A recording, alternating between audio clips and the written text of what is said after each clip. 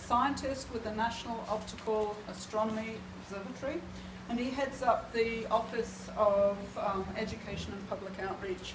And as you can imagine, having a bridge between science and sort of the non-science education is really, really crucial.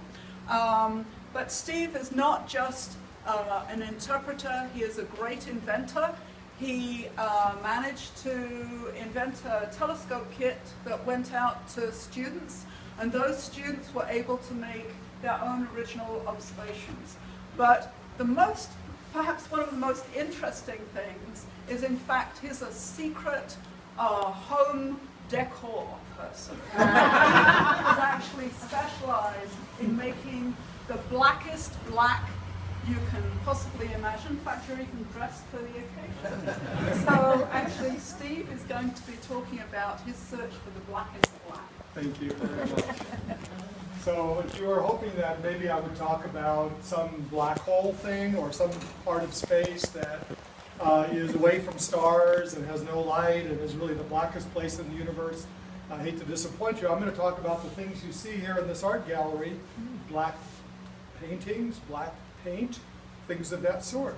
And it all started in a very hot way, because I know it's hot in here, but people came into my office and said, we're designing a new infrared telescope to look at heat waves, and we think the telescope's not going to work very well because the coatings on the telescope don't seem to work very well.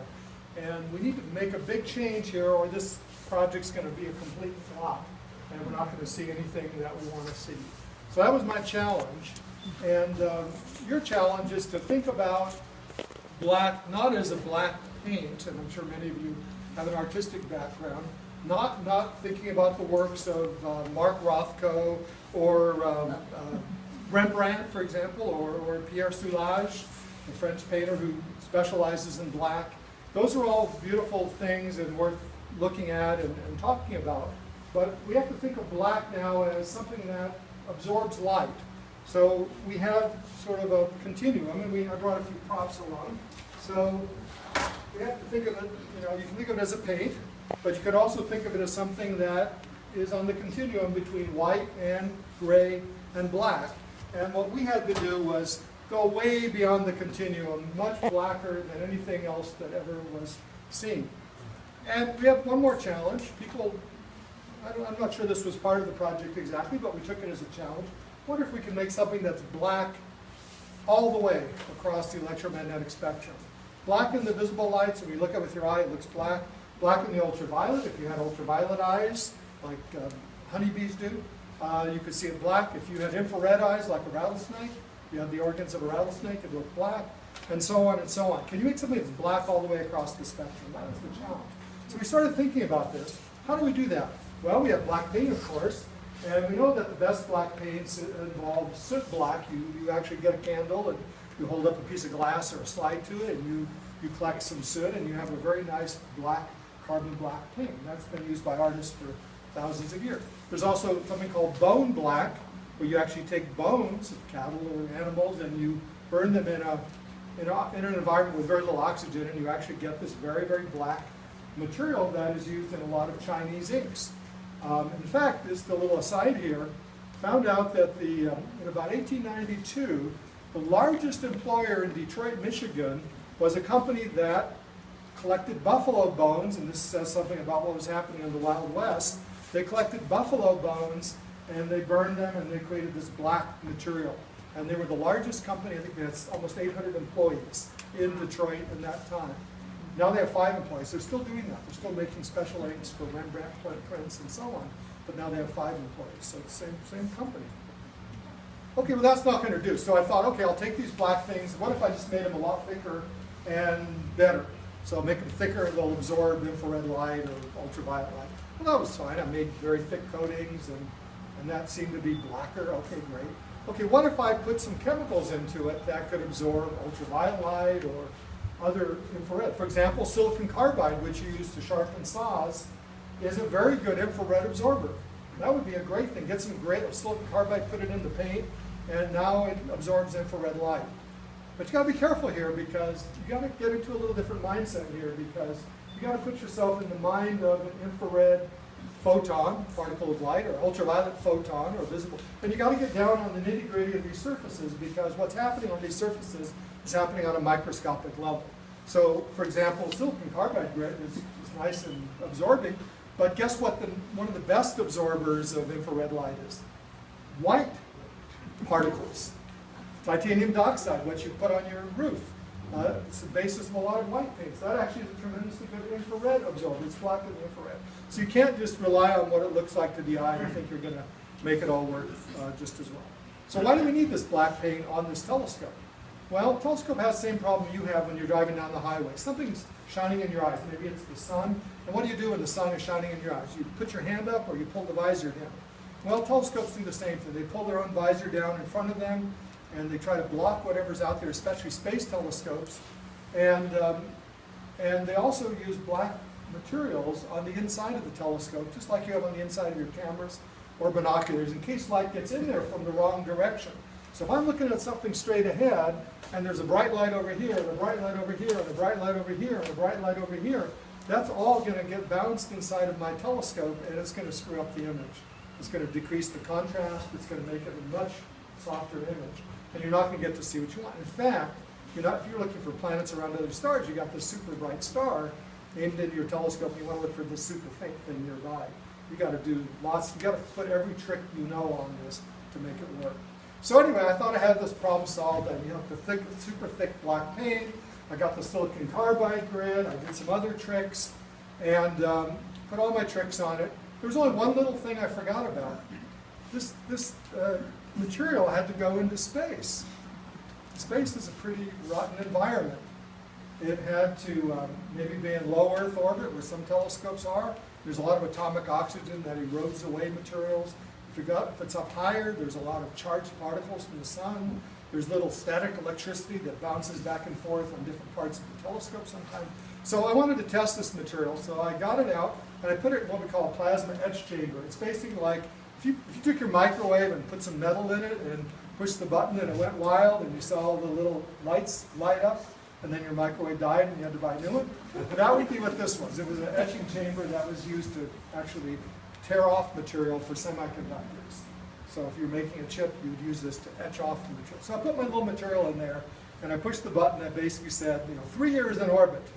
What's going to happen after it's in orbit for 3 years? And guess what?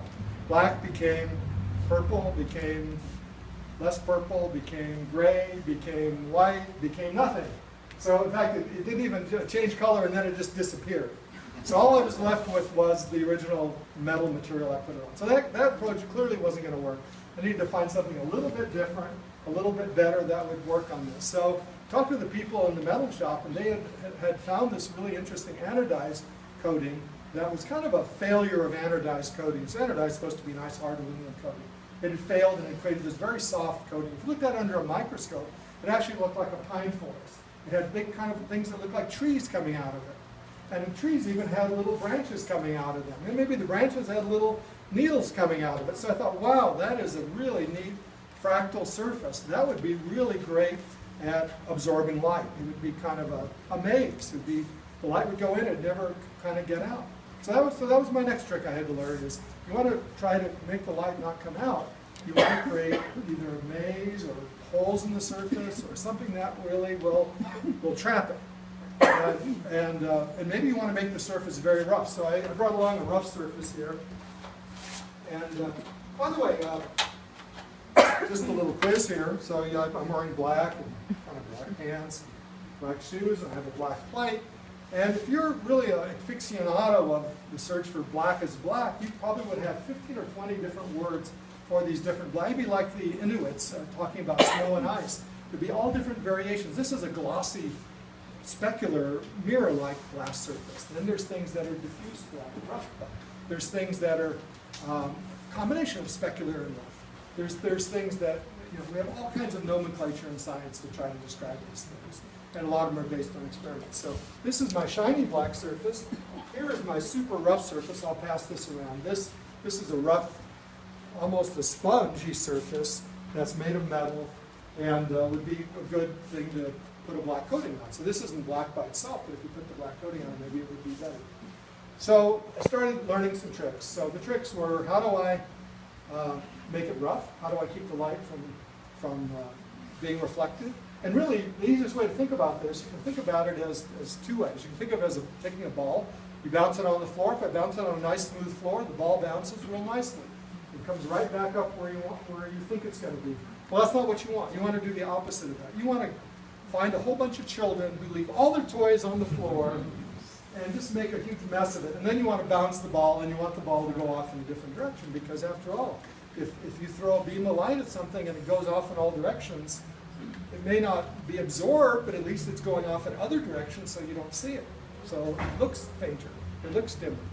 So I started putting all my little tricks together, rough surfaces, holes in surfaces, chemicals that would absorb light. And then I wanted it to do it at all wavelengths, so I had to create these kind of fractal surfaces that would be good for the infrared, have big holes to absorb the infrared, but little holes to, anyway. So you can imagine.